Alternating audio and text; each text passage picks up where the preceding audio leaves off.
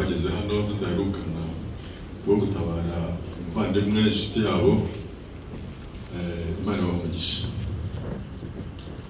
Uyu munsi rero muko mwabyumvise aho twahereye, aho mwatangiye kumva inkuru yuko umuvandimwe wacu ari we inshuti yanjye abandi atakiri mu mubiri.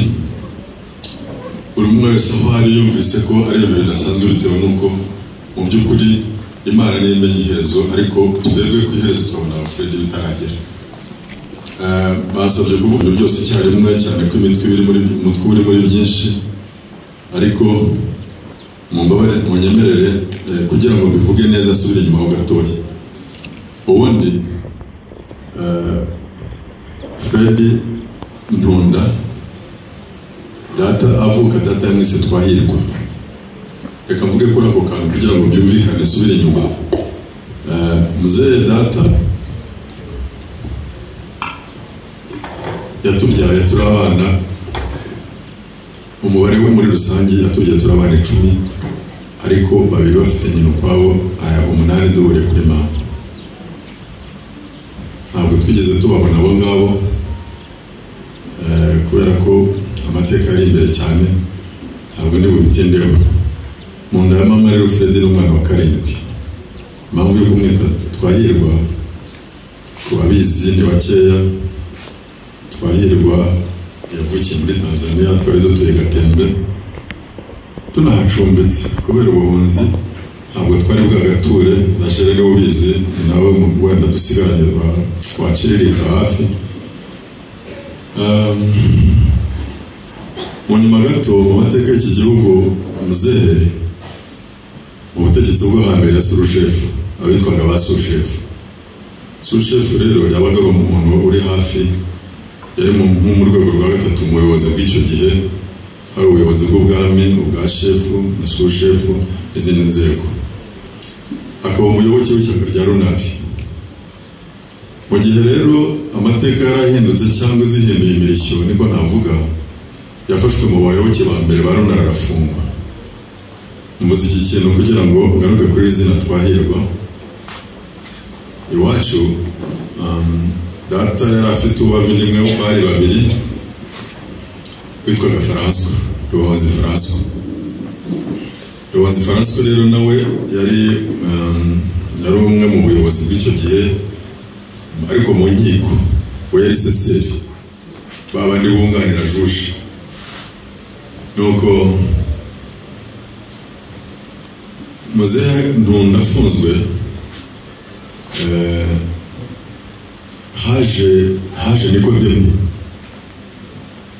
haza Natanazi, bari bakuru. Patricia we mbivuga icyo gihe yazi ko bangana. Patricia nore avuga kuri mushiki wa data n'umubyara wacu. Nikodemu yazanywe no gushaka umushumba wari uragiye inka za data, yari umugaragu ufite inka ze. Aza kuvuga ati, ndakwinginze nubwo byahindutse, duhe ku nka ya muzehe, uduhemo inka tugurishe, dushaka ukuntu twabona ingemu. Tanazi nawe yari yazanywe no gushaka ukuntu yacikisha mama nabo n'abana bari bahari icyo gihe, barabigabana bo bari abasore. Noneho Tanazi Nikodemu umushumba wa data witwaga Ntenderi, mu mateko batubwiraga yamuhaye inka ebyiri arazigurisha, ajya hano muri 1930 niho Ntunda yari afungiye, agambana n'abapolisi b'abakongomani, nibo barindaga, nibo bari abasirikare icyo gihe. Noneho abahaye amafaranga, Kongomani Karuswa na Kakera abaha amafaranga, noneho bamubwira ukuntu bari bumucikisha. Ibyo ni Nikodemu wabinyibwiriye, ise wa Francis, ba Françoise na Flavia wangana we wanyibwiriye jewe. Ati rero twumvikanye ko bari burekura abanyururu, atariko Ntunda aze kuzamuka wenyine, aze kumanuka wenyine, noneho namanuka abanyururu bandi bakavuza induru, genda azamuka ndasa nzamuka, ubwo nawe aho uza kuburi uramushyikira mugendi. Nuko Ntunda yacitse. Aragenda rero. Tanazi nawe yashoboye guhungisha mama na bavise n'abandi, baciye Burundi hasi.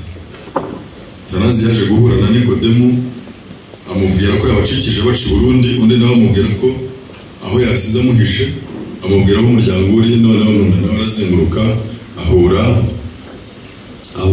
n'umuryango ariko Burundi mu Kirundo.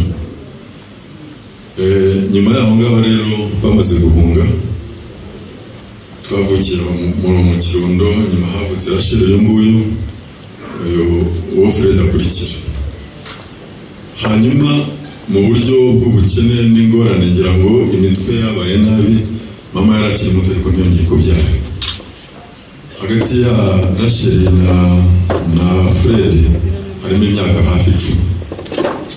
Rero tugeze muri Tanzania n'umunani hafi aho ngaho ko yavukiye Kigamba. Tugeze muri Tanzania rero aho Fred avukiye niko kumwita Twahirwa. Twageze muri Tanzania turi abana ni bari batatu, amwita Twahirwa ngo wagiye kugira amahirwe kugira gute yo kubona umwana. Kuri icyo ngicyo nahavuye. Fred Twahirwa amaze kuvuka rero twimutse Gatembe tujya gutura ahandi hantu aho iwacu bari babonye isambu, barahakurira. Icyo gihe twari Gahundwe ahitwa Nyagasheke, Patricia arahazi, hari n'abandi bahazi babaye Tanzania hariya za Ruhanya aho ngaho. Amaze gukura Fred atangiye kwiga ariga arakomeza, ariko ntiyashoboye gukomeza ngo agere kure mu kaminuza. Ntabwo byari byoroshye mu buhunzi, ababuciyemo barabizi. Fred yigaragara n'uyu mugabo nk'uko yabitanzemo ubuhamya, akabivanga n'ubundi buzima bwo gushakisha. Aba bari abantu bahanga cyane mu gushakisha. Noneho Fred kwigaruza kubihagabyiza guhagarara ataraminuje atageze kure, ariko atangira inzira y'ubucuruzi. Ntabwo Fred yigeze afata isambu ngo ahinge, n'iminani baduhaye Fred ntiyigeze awugurisha. Iminani yacu bakwihera kuri jyewe no kuri Fred, twasigiye mama na Vicene n'abandi nibo bayiciriye urubanza. Fred yayobotse ubucuruzi kuva amatangiye ku musore, baraye babivuze simbisura. Nyuma yaho gato aza gushakana yashatse gushaka, rebuka turi hariya Gandhi Hall, ashaka gushaka umukobwa w'umusumakazi, turabyanga. Fred namubwirana rero tugiye gutaha, turi mu ntambara yo gutaha. Ntabwo washaka umuntu utari umunyarwandakazi uzasigara ngaho muri iki gihugu. Ati siko tuni twari kumwe n'ubwo tutabivuze, turavuga ku mateka ntituzabisubira. Ati se n'imisanzu twari twayitanze hariya Gandhi Hall muhaze murahazi ya Rwasisima. Noneho ariko mbyirukankamo nkabona ko Fred agiye gutakara. Mbonye ko bigiye kwanga burundu, fata Fred atazi aho tugiye, ndamujyana kwa Muzembuga. Muzembuga ari umukuru w'itorero, ariko aba ari na sebukwe, ari fitiri sebukwe uzamushyingira. Tujyana na Fred kwa sebukwe wakagombye kuzaba sebukwe. Baradukaribisha nyine nk'abantu betegaye kuri abakwe babo. Ngenda rwose nisize isenda, ndababwira ngo rero muzehe mumbabarire ku magambo aje kubabwira. Hari amagambo twasomye mu bitabo by'umwuka w'ubuhanuzi mu Giswahili bivuga ngo heri kuvunja uchumba kuliko kuvunja ndoa. Uyu munsi uyu muhungu Fred umuryango wemeje yuko atagomba gushyingiranwa na Lea. Nimushyiramo imbaraga, mwebwe mugashyiramo imbaraga, muzamumukuye mu muryango wacu. Dufite impamvu z'umuryango ari gusobanura ahangaha. Fred yari yicaye aho ngaho, Muzembuga yicaye aho ngaho na musaza wa Lea. Rero uyu munsi ibitekerezo byo gushyingira uyu musore mu bihindure, binarangire binarangira nyine. Fred nyine akubitwa n'inkuba kuko yari yimubitse urusyo, ariko nashakaga ko icyo kintu gihagarara. Nari mfite impamvu ebyiri. Lea yarutaga Fred imyaka 10. Iwabo bari abakire cyane, bari bateguye ibirori ahitwa Shinyanga Hotel. Ni Shinyanga Hotel ejo nibyo mvuga arabizi. Bari bateguye ibirori ibintu bikomeye cyane ko bazakora ubukwe. Fred yashyizemo amafaranga ariko umukobwa wabo Fred yari umusore mwiza, umukobwa wese n'umukecuru wenda umwemereye amutwara. Ibyo ntabwo ari ukongeraho. Rero ibyo byose bari barabyemeye kubikora ku bwa Fred. Ndagenda nyine mbicamo kabiri. Fred amaze icyumweru n'icyumweru ariyakira. Hambere abana mu mbabarire simbuze ko abana badusuzugura, ariko twebwe twari twarakuze turi nk'abantu bahagarariye Fred nawe ari umunabe nk'uko imiryango ari iteye, nk'uko hambere mu bisi abana bumviraga kurusha uko abo muri iki gihe bumvira. Mu mbabarire sinsuzuguye abana mutaza kunyiterera amaboko, ariko abana barumviraga cyane ko Fred namushyiragaho itegeko akaryemera. Ariko ubu ngubu Shema twabanza kujya impaka, usibye ko Shema atansuzugura, ariko mu myumvire muri iki gihe ntabwo ari kimwe no mu myumvire. Mumfate neza icyo ashaka kuvuga. Amaze kwiyakira rero yatangiye urugendo rwo kurambagiza. Ernest narabimbwira, Fred arabimbwira, kuri aho ngaho ashyiraho icyemezo, Grand Frère ashyiraho icyemezo, iwacu twese dushyiraho icyemezo, urugendo rurakomeza. Dore nguyu barashakana, bagize amahirwe yo kuba babyaranye abana batatu. Miriam Yogoza, uriya musore uri hariya Wilson na Nelson, abo nibo Fred adusigiye hamwe na Miriam na mama Miri. Ernest namugarura, Fred yaramwise Yogoza ariko n'iryamwise si ryose yamwise. Noneho rero reka nihute tubunguke tugere mu Rwanda. Tugeze mu Rwanda, Fred yabaye umukangurambaga w'umuryango FPR Inkotanyi. Fred yabaye munyekiti wa cyama cyangwa se perezida wa FPR mu rwego rw'umurenge. Fred yabaye umuyobozi w'akagari. Hano abaturage bahanga barabizi, ni mu rwego rw'ubwitange bwe mu gukorera igihugu. Fred yabaye umucuruzi, yacuruje ibintu byinshi bitandukanye. Ahereye ku byo John yavuze ntirirwa asubiramo. Ndibuka bakiri bato ibyo John atavuze, mu gushaka amafaranga yajyaga yumvikana na mama ati we nyera amasaka nk'ibiro nk'icumi, ibindi ndaza kwimenya ndanakwishyura mvuye ku isoko. Bakagenda bakavanga na yindi abanyenduga bajyaga bahereza abanyamuganza, bakajya gucuruza abajyonika mugabo arabizi. Noneho bakaza bungutse kuko bavanze amasaka n'umurama kuri babandi bakora imbetezi z'urwagwa. Ibyo babiziranye na John, ariko bamaze gukura bagiye batera imbere, bafungura ubucuruzi bw'imyenda, baracuruza, barazamuka, basigara nyine ari abantu bafite umurongo muri business. Ibyo ni iby'imyenda. Yigeze gucuruza business yavanaga Tabora ajyana i Nairobi, bimuhana amafaranga. Fred yubatse inzu, twahungutse yarubatse inzu mu mujyi wa Mwanza. Ntabwo twahungutse akodesha, yari yarubatse inzu mu mujyi, yaje kuyigurisha atashye. Naje imbere ho gato, Fred aza kuza asigira umuryango we. Yari afite Miriam na nyina, araza basiga mu rugo iwanjye. Ati rero hano ni mu turi abashyitsi, ndagira ngo njye gutunganya ibyanjye nzagaruka. Yaragiye arabitunganya, aragaruka. Akigera mu Rwanda aderesi yashyize hano i Kabuga. Ibyo byose twavuze byo gukorana n'umuryango yabikoreye hano i Kabuga. Fred yabaye umuntu usana imitima y'abantu nk'uko mwagiye mubibona, ko abo bakobwa aberesi wabo n'abana abereye nyirarume, ndetse benshi tu bagiye bagaragaza ko mu ngeri zitandukanye hari uwo bahuriraga muri ibi, hari uwo bahuriraga muri biriya. Biriya byose ntabwo ari amateka mahimbano, amateka y'ukuri. Murumuna wanjye yari inshuti yanjye, twaganiraga ibintu byose, hakaba n'ibyo tuvuga ngo reka ibi tubisubike biraturusha ubushobozi tube tubibitse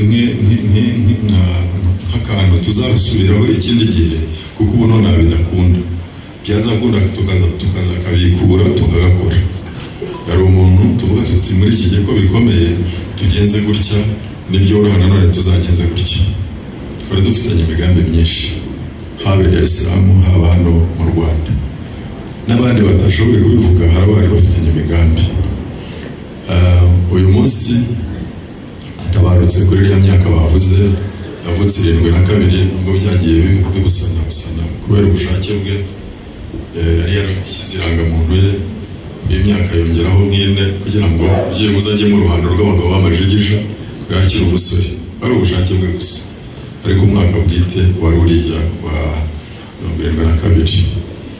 Uyu munsi rero ndashimira cyane abantu badufashe mu mugongo guhera bakumva impanuka ye, kurinda yava mu mubiri, kurinda twamusafirisha.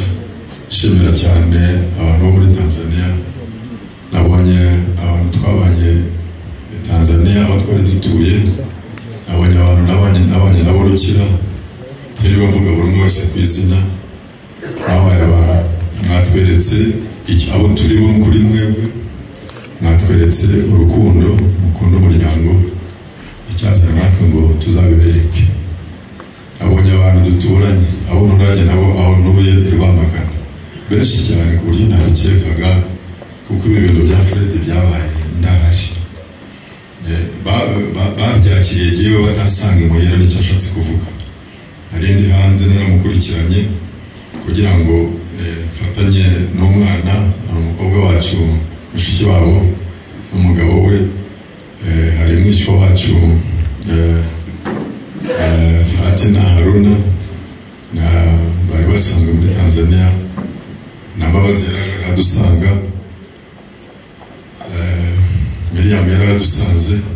Twakurikirana ukuntu twarokora ubugingo bwe dufatanyije n'abo duhasanze n'abaganga, twese dufite icyifuzo cy'uko Fred yakoroherwa, tukamuzana ari umurwayi ushobora kurwazika cyangwa ushobora gusafira. Byaratunaniye, ariko icyashimishije ni ukuntu aho Fred atuye, aho ntuye, aho abantu bumviye ibyo bintu bose barahagurutse. Ntibyabera ko Fred adahari, ntibyabera ko nanjye ndahari. Batweretse yuko batweretse ubumuntu, abari iwanjye batweretse ubumuntu, abatabaye kwa Fred batweretse ubumuntu. Mwarakoze, ntabwo navuga ngo hari ikintu twakwishyura. Mwarakoze cyane, mwarakoze, kuko ntabwo twari kubishobora. Ntabwo twari gushobora kubona imodoka ya $1,300,000, ibyo kurya n'ibyo kunywa, imiti, amaoperasiyo atandukanye yabaye. Ntitwari gushobora kubyishoboza, ariko abantu barabikoze, baradushoboje. Ntitwari gushobora kwakira inkuru ya Fred twenyine ubwacu, ntabwo abantu bagishoboye kwicara ahangaha, ariko baradushyigikiye, mudufata mu mugongo, baratubwira ngo nimukomere, biratwubaka. Numvaga ntafite ukuntu uzabonana na Rasheli ngo murebe mvugane nawe, ariko aracyariho. Abantu mwaramukomeje, mwarakoze cyane, arakoze. Nabonye abantu baturutse gukina ndikanga, kuko numvaga atari ko biri bugende, kuko nkatuye igihe cy'imyaka 5 ndahimuka, kandi muri Rwanda tumaze imyaka isabuka 30. Nabonye abantu baturutse i Rwamagana ndikanga, kuko byabaye ndahari, naho nzira nakomeje kuba ahangaha, ariko basuye urugo rwanjye ko rwapfuye mu muvandimwe bari basanzwe banamuzi. Yakoreye mu masoko ayayobora, yarafite kampani isoresha mu masoko y'Uburasirazuba. Abantu benshi bumvise urupfu rwa Fred barikanga, basura urugo rwanjye baradukomeza. Uyu munsi nababonye, abantu b'Imana, mwe muri abantu b'agaciro kuri twebwe. Imana ikomeze kubaha umugisha. Fred duherekeje uyu munsi asize umuryango. Ntabwo tumuruhutse, aho ntabwo araruhutse, ntabwo twebwe tumuruhutse, kuko ntabwo yari ikibazo. Hari abantu bapfa ku musozi, abantu bakavuga ngo aho Imana ishimwe ngo yari yaratuzengereje, ariko Fred twese mu bigaragara abantu babuze umuntu, babuze ikirungo, cyabafashaga kumera neza, guhumeka neza, kwishima, guseka. Iwacu mu nzu bizwi na Lauresiya, kubera ko batangiye gato bazi kotsanya utugori, twebwe badufataga nk'ababyeyi twari bakuru cyane. Basangiye ibigori byokeje, basangiye imineke,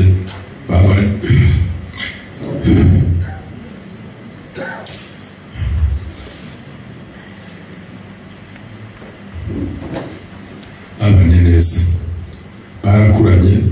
Lauresiya turamushyingira, ni umubyeyi ufite abana, nabonye atangiye no kugira n'abuzukuru, arakuze, nifuza ko mwafasha.